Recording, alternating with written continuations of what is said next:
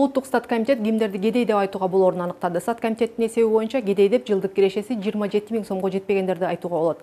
Алардын маалыматы боюнча 2013 жылдын жыйынтыгы менен кыргызстандыктардын 37% кедей, ал эми 3% жакырчылыктын чегинде жашаар аныкталган. Бул эсеп боюнча айына 2250 сомдон кем эмес акча тапкан адамдар кедей катары эсептелбейт.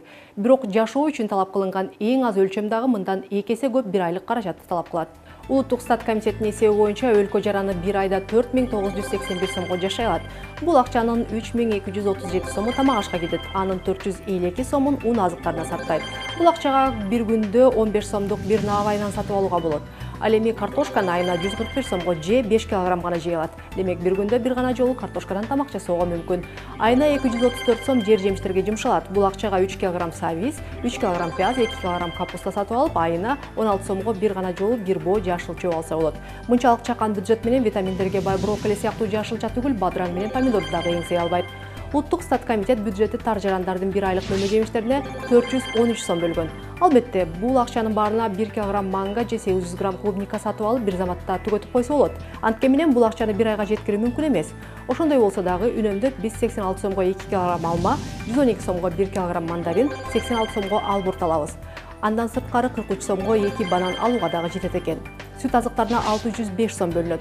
Бул акчага 10 литр сүт алып, күнүнө 300 граммдан ичип, бир айда сүт менен камсыз кылсак болот. Ошондо дагы кымбат эмес йогурттан 900 грамм алууга 98 сом, 1 кг каймакка 107 сом калат. Эң көп каражат 990 сом этке бөлүнгөн. Мында 2 кг 800 грамм уйдун же жылкынын этин алса болот, болбосо 3 кг койдун этин ала аласыз. Эгер тоок эти менен гана чектелем десеңиз, анда бул акчага 7 кг 200 грамм келет. Балыкка 68 сом бөлүнөт. Демек, сиз туздалган селттен башка балыктын жанына да жолой албайсыз. Жумурткага бөлүнгөн 122 сомго 15 даана алып, аны күнүнө бир жолудан жегенде дагы 2-3 күндө ашып түгөнөт. Кумшакерге улуттук статистикалык комитет айына 87 сом сарптоону сунуштайт. Бул 1,5 килонун баасы. Биздин эсеп боюнча күнүнө 10 кичи кашык менен гана кумшакер сарпташыңыз керек.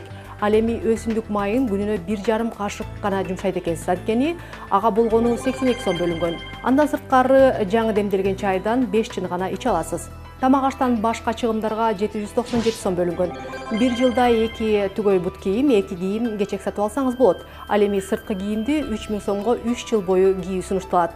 Ал эми газ, суу, жарык жана башка коммуналдык төлөмдөр баарына жылына 847 сом бөлүнөт. Салыктарга 100 сом каралган. Эскерте кетсек, сиз жогоркудай көлөмдө ичип, жеп, кийинип жашап, айына 4981 сом жумшасаңыз, кедей эмес деп эсептелесиз. Кедейчиликтин чегине жетүү үчүн айына 2250 сомго жетпеген гана акчага жан багып көрүшүңүз керек.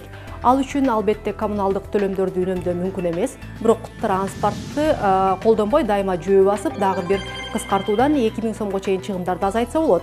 Бут кийимсиз жашоо дагы мүмкүн эмес, демек жылына бир гана көйнөк жана бир шейшеп менен жашап көрөсүз. Жыйынтыгында тамак ашка 1604 сом сарпталат. Сүт, эт, чай, кумшекер жана жашылча жемишти 2 эсе аз колдонобуз, балык менен жумурткадан такыр эле баш тартабыз. Кыргызстанда кедей эмес дегендердин диетасы так ушундай. Ал эми алдыдагы материалдагы биздин каармандар Дордой жаңы конушунда Батирде жашашат. 4 киштен турган бул бүлөөнүн бир айлык кирешеси 15-20 миң сомдун тейлигинде жана алар улуттук статкомитеттин эсептөөсү боюнча нормалдуу турмушта. Анда бул кедей эмес делген бүлөөнүн бир айлык турмушу канчага турарын чогуу санап көрөлү. Мен 2 балам менен отурам. Ошо күйөөм иштеп доход табат. Күйөөм тандырда иштейт. Нан чыгарган жерде. Ошондон 15-20 миң табат. 2 балабыз бар, анан ошо 2,5 миң сом квартирага кетет. Эми 3 метрден 6 метр квадратта жашаган квартирабыз. Бир комната. 1000 сомдой светке кетет. 4 миң 5 миң продуктка кетет да. Ошондо аз нерсени алабыз. 2 балама бир айда 4 миң сом кийим кечек кылабыз да, экөөнө элечи. Эме кыла куртка, сапожкасын алып беребиз, эмелерин алып беребиз. Буга памперс алып беребиз. Бир жумада бир пачка памперс кийебиз да. 400 сом бир пачкасы. Ошо бир жумага жетет да. Айына 1,5 миңдей кетип калат да памперске эле.